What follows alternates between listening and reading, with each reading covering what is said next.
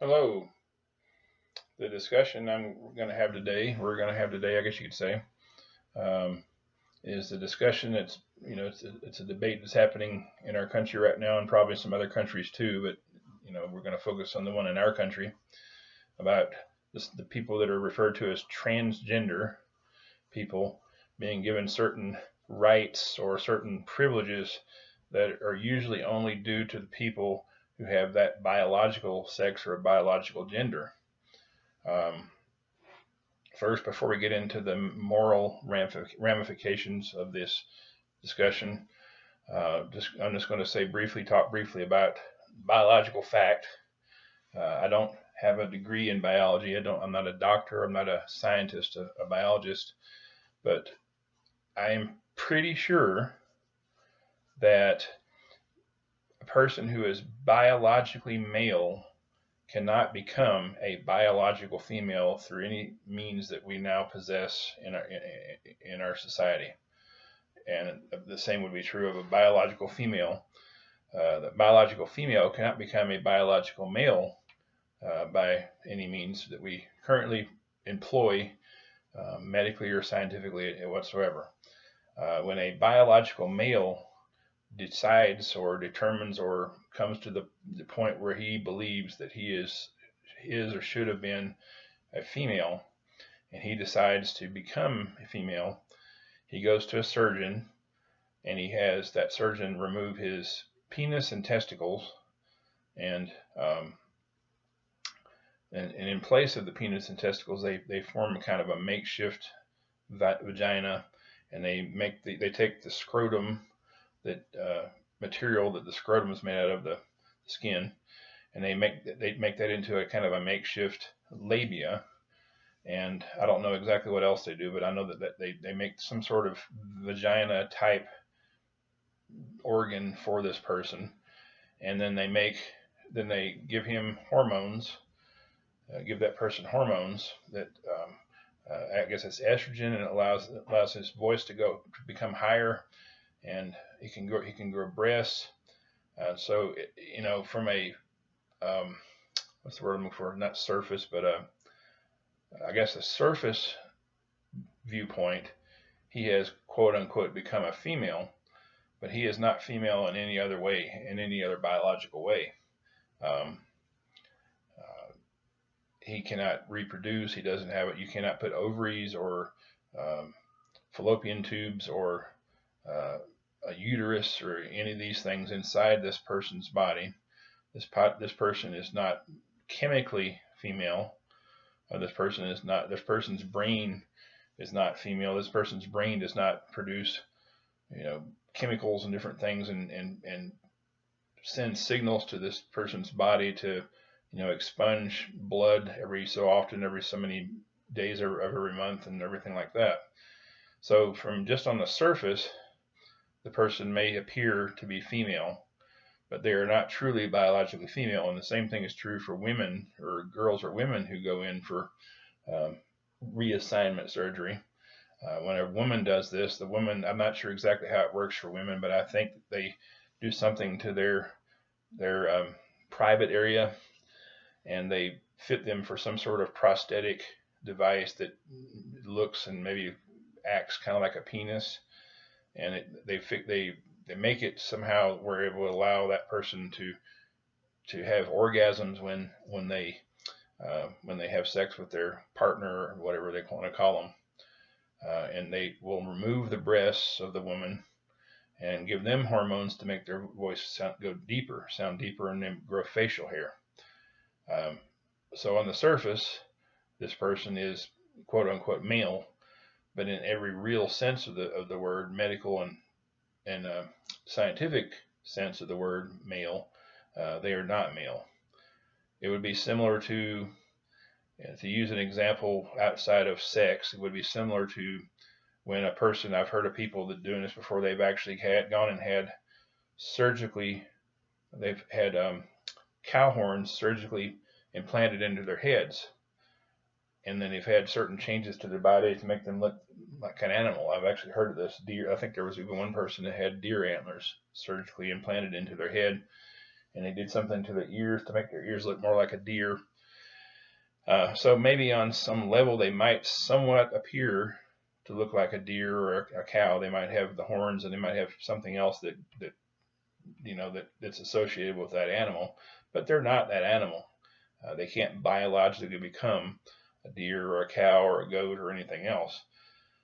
Just on the surface, they have some common traits with those animals, but they're not those animals, and they never will be. You can never be a deer, no matter how many surgeries you have. You'll never be a deer. You'll never be a cow. And the same is true with sex. You'll never be a man if you're born female, and you'll never be a woman if you were born male. You might have biological functions that are similar to those genders, those sexes, but you are not, and it never will be, one of those sexes, those genders. Okay, so we got the biological stuff out of the way, at least part of it. But what I'm basically here to discuss, though, is the social and moral ramifications of allowing people who declare themselves to be a certain gender that they were not born as, to have certain privileges and rights in our society. The two that come to mind most are the issues of whether or not biological men should be able to go into restrooms and locker rooms with biological women and girls. Biological men and boys should go into restrooms with biological women and girls. Also, the bigger issue, I think, is whether or not biological men or biological male people should be able to compete in all female sports and vice versa. Now, it's not so much a big deal the other way around. We do actually have some straight up, at least one straight up biological female who competes in a mostly male sport, which she's a football player, and she does okay. I mean, she's I believe a quarterback, so she's not really going to be doing a whole lot of tackling. I don't think she could ever be a lineman or a line person because she's just not big enough and strong enough, and most women aren't big enough and strong enough to be linemen in a football team. But when it comes to biological males on an all female biological women, biological girl sports team, is it fair or right to allow them to do that? So we're going to go back and we're going to circle back, like Miss Saki says. We'll start with the first one, the bathrooms. Okay, so this has actually happened. There's several of these on record, police records. This has actually happened where a person has declared themselves to be female. They are biologically male. They've declared themselves to be female. And I think in one case there was absolutely no evidence whatsoever that they were female. They just declared themselves female, and they went into a women's restroom or a girls' restroom, and they were caught peeking at a little girl. At least one of them was. I can't remember if the other one was a little girl or it might have been a woman, but one of them was caught peeking at a little girl through the cracks in the door while she was peeing or whatever she was doing, and fondling themselves, basically potentially harming the child, potentially being a risk of harm to the child, but a pedophile. So, is it good or right or proper, or should it be legal for us as a society to allow biological males into restrooms where biological females go? I personally don't think it is a good idea at all.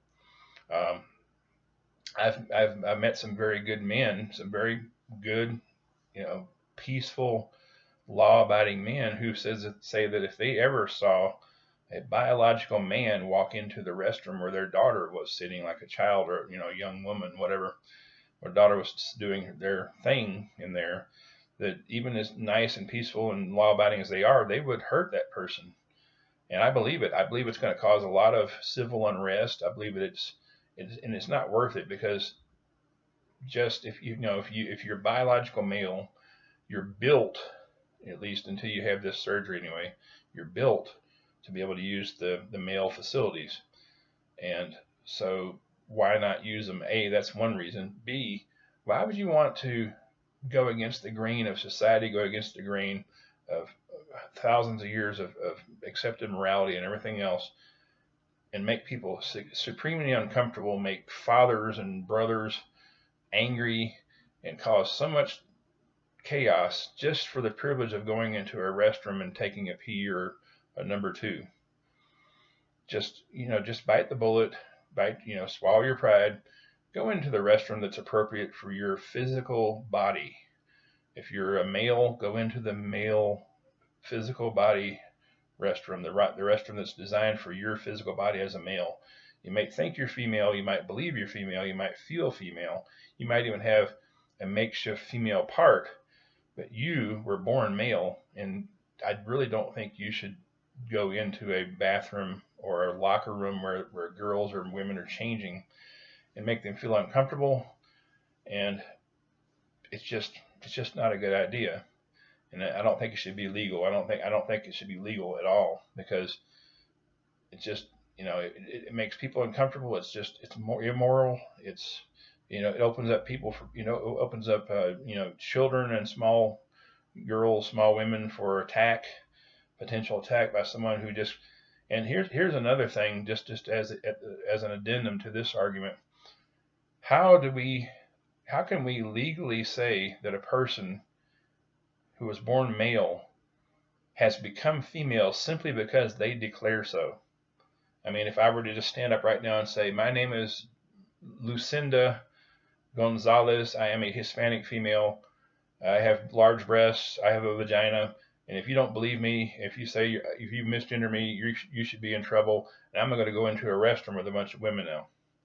I mean, do you see how illogical it is? How is it logical that we can legally define or legally accept someone's personal choice in their mind and heart, personal decision to become a member of the opposite gender? How can we accept that as fact or truth simply because they state it? And who's to say they might be stating it today and then tomorrow might change their mind and there's something else, and they're doing it just so they can gain access to a locker room or a bathroom or something, so that they can get closer to women and girls and hurt them or something. I mean, nobody's denying you the right as a transgender person to go to the restroom, but we just ask you to go to the appropriate restroom for your biological sex. That's all. That's not too much to ask. It's not like you're not like black people who were in the 60s who were denied the ability to go to hospitals, to drink out of water fountains where white people were, to go into restaurants and shops and malls and schools. You're not being denied any basic human right. We're just saying, please don't use the girls' restroom. That's all we're saying. It's not that big of a deal. It shouldn't be that hard for you to metabolize this idea. As far as the other thing is concerned, the sport team, it's a very well-known biological fact that the vast majority of male people are faster and stronger physically than the vast majority of female people. So if you've got an all-girls track team and the average girl is 110 pounds and has a leg this big around, and all of a sudden you introduce a 6'3" tall quote-unquote woman with legs this big around, that weighs 180 pounds, 160, 80 pounds, and very strong upper body, larger lung capacity, that person has a very, very definite and large advantage over the person who's got the smaller body and the smaller lung capacity and the smaller muscles and everything else. So if they are going to say that quote-unquote transgender people should be able to go join, the sporting teams of the opposite gender that they were born with. So a boy decides he's a girl, a man decides he's a woman. He goes and joins a all-female team. If they're going to do that, which I don't think they should, I don't think it's fair to the girls on that team. But let's just say that the law decides that it is. Okay, so if we're going to do that, at the very least we need to do is to make sure that it is by weight and body mass. So a 5'2" tall girl who weighs 110 pounds and has muscles on their legs this big around should not have to compete against a 6'3" tall man with muscles this big around. So it should be by weight. I don't personally believe that we should do it at all, but if you're bound and determined to let that happen, at least do it with the caveat that it is by weight and muscle mass, so that people are not competing against people that are way out of their size and strength league, for themselves. They do that in boxing already. I mean, a guy who's 5'3" and weighs 110 pounds is not going to box with Muhammad Ali or Tyson. It's just not going to happen. Uh, that's because they're not fit to do that. And so, if you want to go ahead and do this thing with having quote unquote transgender people, and a man who becomes a woman or a boy who becomes a girl, join an all female sporting team, they should either use the locker room of their own biological sex, or maybe have a separate locker room so that the girls won't be uncomfortable. And B, they should have different categories, weight and height and muscle mass categories, so that people that who aren't competing against each other, who are outmatched, mismatched. So that's the scientific and the logical and the more, or the, I guess you say, moral implications. Those are what we discuss now, and I mean before, and now we're going to discuss the spiritual implications of this. It is very obvious to anyone who's using logic and reason that the world and all the life in the world and all the things in the universe were created. We didn't happen by accident. We didn't happen over billions of years of natural trial and error. There's too much order, complexity, purpose, harmony, and obvious intent in the universe, in the world, for us to logically conclude that we were not created, that we just happened over millions of years. I mean, if you walked into a restaurant or a banquet hall and you saw a 25-foot long table full of all kinds of specialty dishes, things made, potatoes and different kinds of potatoes and different kinds of desserts and different kinds of meats, and there were place settings laid out for 100 people or whatever. You wouldn't naturally or logically assume that these things just appeared there over millions of years of trial and error. You would assume, even though you couldn't see the chef or the people that brought the food out, you would assume that these things were prepared, that they have an order, there's a complexity to order, there's a harmony to this order and complexity, and there's an obvious purpose and intent for this food being there. The purpose and it is for people to eat it, and that was also the intent. The people that made it intended to make it so that they could put it out so that people could eat it. We were obviously created. This is not something that anybody that should dispute, because it's very obvious. I mean, I have a hand, I have fingers. My hand has a purpose. It's used to pick things up. If I had to wait billions of years for my hand to develop, how long did it take me before I could pick things up and put things in my mouth? What about my mouth? Did my mouth evolve? Was there 10 million years ago, did people not have a mouth? How did they eat? If they didn't have eyes, how did they see? Everything has a purpose. Everything has a stated purpose, and there's an order to it.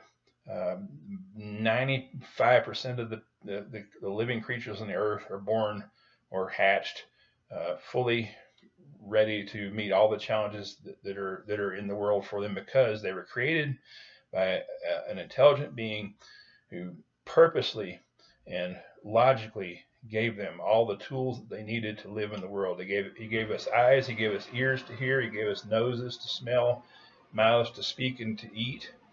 We have feet and legs to walk. We have arms and hands to lift things. Everything in this world, in the universe, was created. It's very obvious.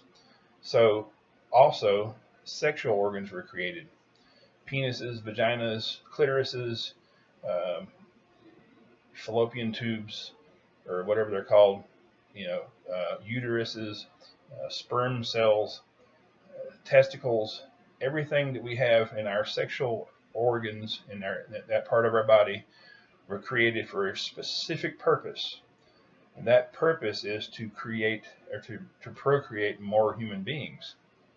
That is why we have those. That's why everything out in nature has something similar to that, however it might work.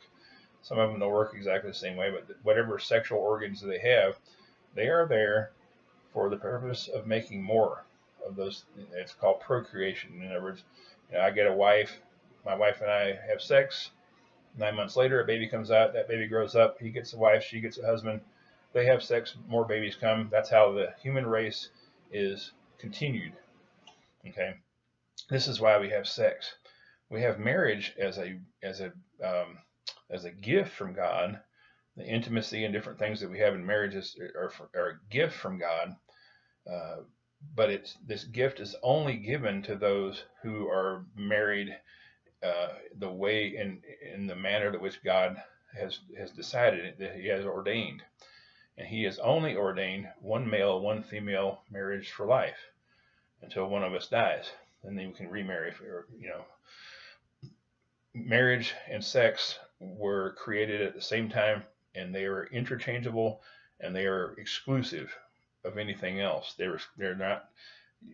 A man is not supposed to use his penis to put it into a tree and have orgasms. A woman is not supposed to take a baseball bat and put it in her vagina and have orgasms. Penis was made for the vagina was made for the penis. These things were created for the specific purpose of two people, male and female, coming together, staying together for life, having children and a family, and propagating the species, making more people. If you are born male, you were intended to be male. It's not an accident. If you were born female, you were intended to be female. This is not an accident. There's no shame in being male if that's what you are. There's no shame in being female if that's what you are. There's nothing wrong with these things. Now, society may put, rules and laws and conditions on these two different sexes or genders, which may be uncomfortable. Some people may not like the social ramifications of being female or social ramifications of being male. But from a biological, medical, and moral, spiritual standpoint, we were created by God with sexual organs to be with one member of the opposite sex until one or both of us passes away. And that's why we have sex. That's why we have gender. Sex and gender are one and the same thing. My gender is male. My sex is male. I'm masculine in my gender, and I'm masculine in my sex. My body is masculine. My mind is masculine. My soul is a masculine soul. And the same goes for women and girls. You are not an accident. You were not supposed to have been born something else. You were not supposed to have been born another sex or gender. You were not supposed to be born another color. You were not supposed to be born another species. There was no accident. When God created you, He made you just as you are, and this is exactly the way He wants you to be. So, if you step outside of the boundaries of this, what He has ordained for sex, you are sinning against Him, and you're even more than that. You're sinning against yourself, and you're sinning against the people that you involve in your life. You are what's the word I'm looking for? Mutilating something that God has created and given you as a gift when you go and you have a surgery to change your body to make it appear as though it's something else. And the saddest part about it is that you have not actually changed into that other gender. You've just made it superficial. It's a superficial change only. You haven't. So even if you go and have a $50,000, $100,000 surgery to change yourself into the member of the opposite sex, you still aren't a member of the opposite sex, and you've accomplished nothing. It's all superficial. It's all on the surface, and you are covering the real problem, which is a lack of a relationship with God. The only way you can have a relationship with God is to confess and repent of your sins, turn to Him, and have faith and trust in Jesus Christ. He is the only one that can truly make you happy. You may think you're happy for a while, but sin When you sin against God, when you sin against nature, you sin against yourself, there's always going to be very negative consequences. I remember, I think they said something like 42% of the people who are transgender, once they've got the surgery, they want to go back, and a very large percentage of them commit suicide, and that's because it's just covering up the problem. It's not really dealing with the problem. The problem is not that you were supposed to have been born another gender or sex. The problem is you don't know God, and without God in your heart, without God in your life, without God in your mind and your thoughts, you have no guidance, and so you feel like doing whatever your flesh tells you to do. So you need to be saved. You need to know Jesus Christ. He's the one that loves you. He loves you far more than any partner could ever love you. And when you have his love in you and you know him and he knows you, you will begin to love what he has created, and you will begin to love yourself, not in a negative, bad way, but in a good way. You will see yourself as he sees you, and you will love yourself, and you will no longer want to change to become something that you aren't. All right. I love you. I know you might not think that. You might think that I'm being mean or bigoted, but the world has lied to you and told you that the things like that I'm saying are bigoted or mean, when actually they're being said out of compassion, out of love and godly love. Um, Jesus loves you more than anyone else ever could. If you'll just turn to him, give yourself to him, he will show you the way you are really meant to be. He will give you peace with God and with yourself and with other people.